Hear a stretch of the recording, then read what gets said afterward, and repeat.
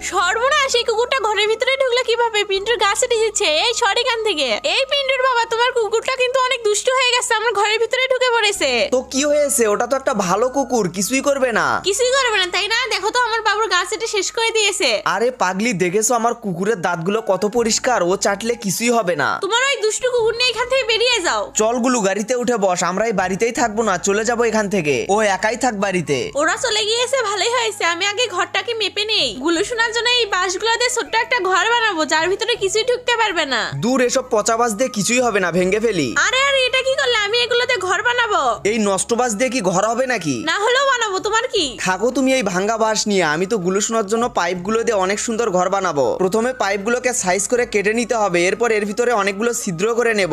আরে বাপরে, তুমি এগুলোতে কি বানাচ্ছো? আমি এই সমস্ত পাইপগুলোকে জোড়া লাগিয়ে গুলুর জন্য সুন্দর একটা ঘর তৈরি করব। আচ্ছা ঠিক আছে, আমিও তোমাকে সাহায্য করি। ঘর বানানো হয়ে গেছে, এখন সুন্দর করে মেঝে বসাতে হবে। এই তো আমি পিন্টুকে নিয়ে এসেছি, তাড়াতাড়ি ওকে নতুন ঘরের ভিতরে বসিয়ে ছবি তোলো। বন্ধুরা, তোমরা ভিডিওতে লাইক করে চ্যানেলটি সাবস্ক্রাইব করে দাও।